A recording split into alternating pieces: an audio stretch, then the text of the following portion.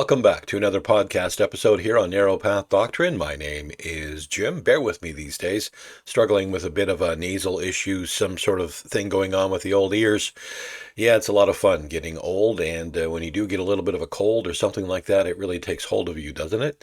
I want to talk about God's decree and the existence of sin here today. Now, from the earliest days of the Reformation, theologians within the biblical tradition sought to affirm two truths taught throughout Scripture. First, that God worketh all things after the counsel of his own will. We read that in Ephesians 1:11. And second, that God is perfectly holy and cannot be tempted with evil, neither tempteth he any man. That is from the book of James. That's James 1:13. Now, the difficulty lays in explaining how both could be true, how sin could exist under the government of an omnipotent, righteous God. This tension produced one of the most carefully defined doctrines in Reformed theology, that God ordains sin within his eternal decree, yet he is not the author or approver of sin. Reformed theologians began with passages that describe God's universal providence.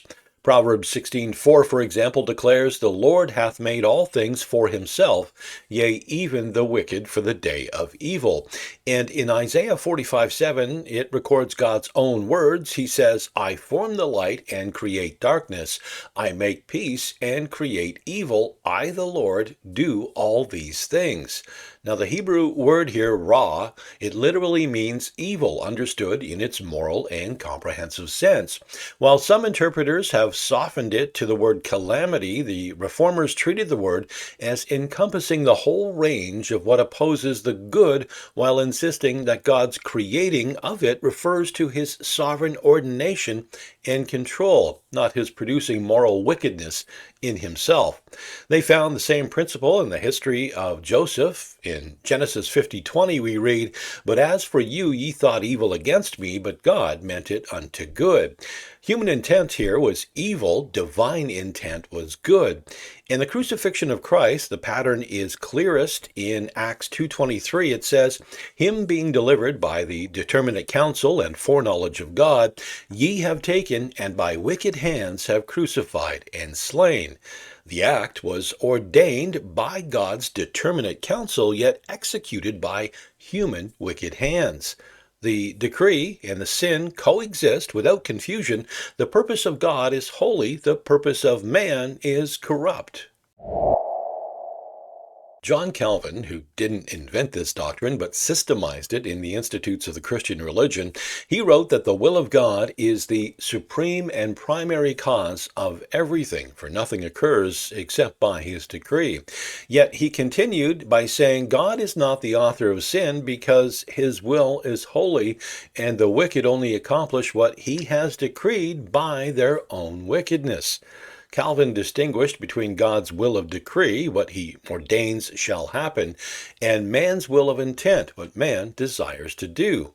God's will directs all events to righteous ends. The moral fault lies in the creature's perverse intention. In commenting on Isaiah 45:7, Calvin held that the prophet means not that God delights in evil, but that he governs even the evils which men commit, using them as instruments of his justice and his mercy.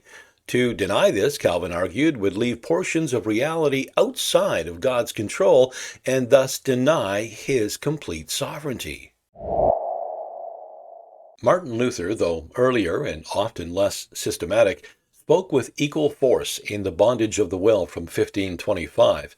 Against Erasmus he wrote, "God worketh all in all, even in the ungodly, for he it is who makes them to will and to act according to his pleasure."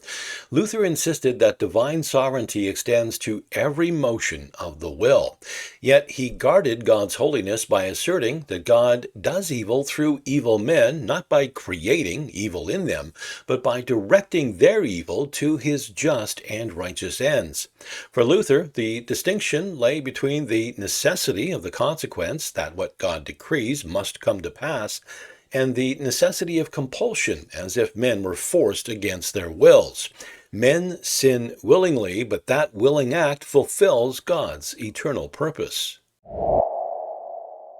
Theodore Beza, Calvin's successor at Geneva, elaborated the doctrine to protect it from both fatalism and Pelagianism. In a writing from 1555, he stated, God's providence not only permits, but also directs and disposes the sinful acts of men to the manifestation of his glory.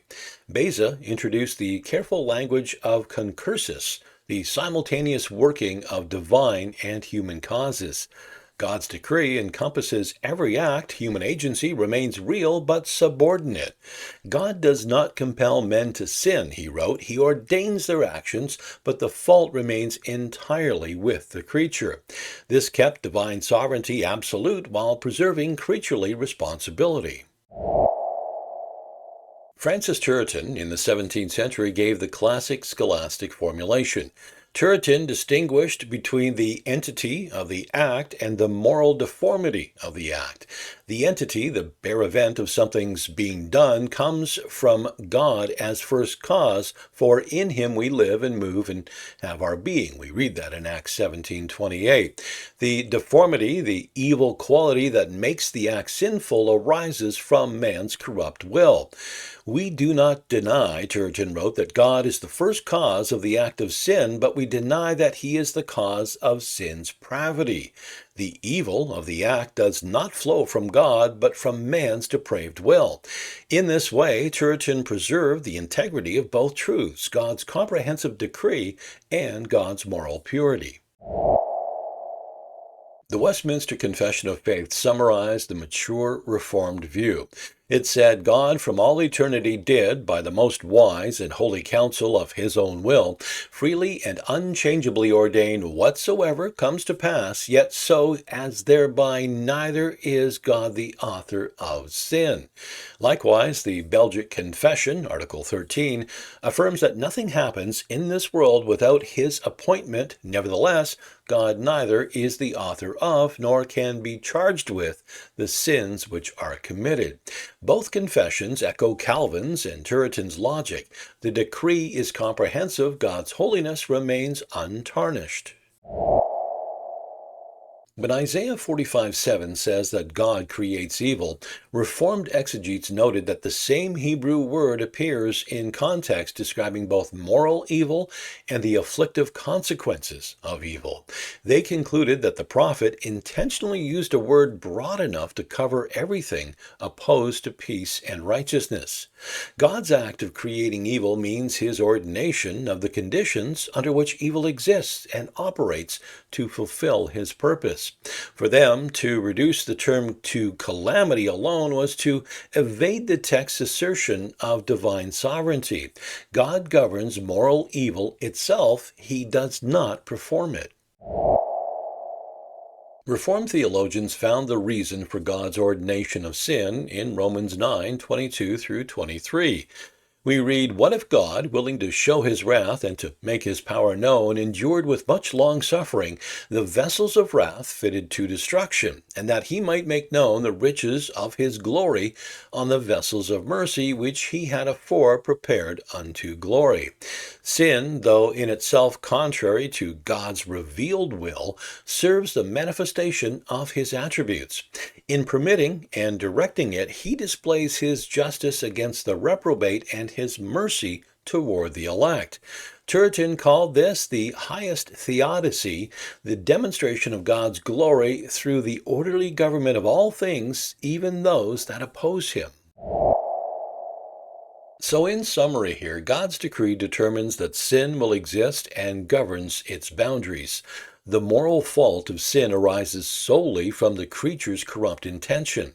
God's providence uses even sinful acts to accomplish righteous ends, and the result is the full revelation of divine attributes, justice, mercy, patience, and wisdom. Calvin said the will of God is so the highest rule of righteousness that whatsoever he wills, by the very fact that he wills it, must be considered righteous. Luther, Beza, and Turretin all echoed that conviction in their own language. So to wrap up today's podcast, thank you so much for joining me here. The Reformed doctrine of God's ordination of sin arose not from philosophical speculation, but from a desire to honor every line of Scripture, not just take a few here and there out of context. The Reformers refused to diminish God's sovereignty to preserve human autonomy or to attribute moral evil to God in order to preserve his power. They held both truths together. God ordains whatsoever comes to pass. Man sins freely and is accountable.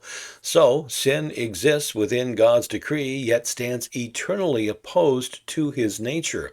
In this mystery, the Reformers saw not contradiction, but the majesty of divine will, holy, wise, and utterly sovereign. Lord, remind me you're here in the fire, in the storm, when my soul is worn and my strength is gone. Be the whisper I hear through the doubt and the fear. Hold me close and remind me you're here. In trials deep and nights so long, when faith feels faint and joy is gone, still you are God.